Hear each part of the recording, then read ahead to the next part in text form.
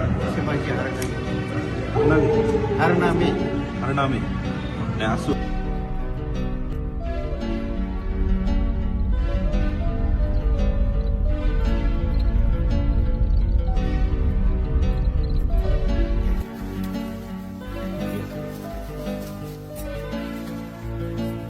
त्यांना जरा तुम्ही काय नाही विचारता.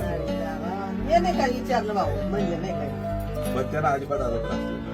नाही. आता आली नमस्ते सर्वांना, जय शिवराय. आपण रात्री नारायणगावला एसटी स्टँडवर जे बाबा आपण सगळ्यांनी पाहिले की ते बऱ्याच दिवसापासून खरं तर नारायणगाव एसटी स्टँडवर राहत होते. कौटुंबिक खरं तर छोटा वाद होता आणि काही थोडंसं दुखवल्यामुळं त्यांचं न पटल्यामुळं खरं तर ते आपल्या परिसरात राहत होते.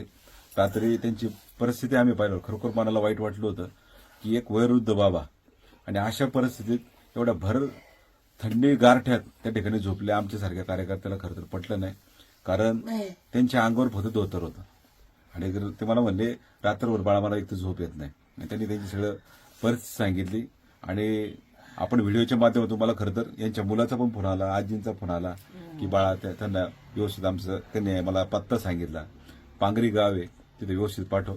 आता खरं तर हे दोघं एकत्र झाले याचा मला खरोखर आनंद आहे. आजीला त्यांचे बाबा मिळाले, बाबांना आजी मिळाली. माझी खरोखरच ह्या विनंती असेल की तुम्ही असंच आनंदाने राहावं.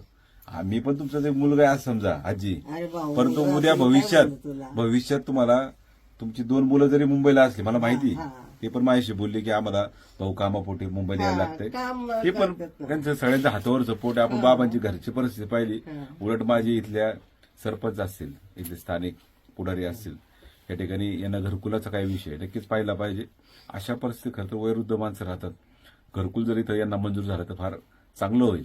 मी नक्कीच इथले स्थानिक आमदार असले यांच्याशी पण नक्की चर्चा करेल. परंतु बाबा या ठिकाणी सुखरूप आले आणि आजींना त्या ठिकाणी भेटले, या कुटुंबाला परत एकदा भेटले. नक्की मला वाटतं याच्यापेक्षा दुसरा कुठला आनंद आमच्यासारख्या कार्यकर्त्याला असू शकत नाही. आणि खरोखर हे सगळे रात्रीपासून आपण पाहिले की सगळी धडपड जबाबदारी आपण एका खरं तर बाबांना त्यांचं घर मिळणं हे फार महत्वाचं होतं.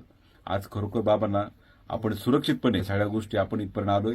तर मला खरोखर या गोष्टीचा या कुटुंबाला भेटल्याचा खरोखर मला आनंद झालाय. यांनी असंच आनंदी राहावं एवढीच माझी इच्छा आहे. धन्यवाद.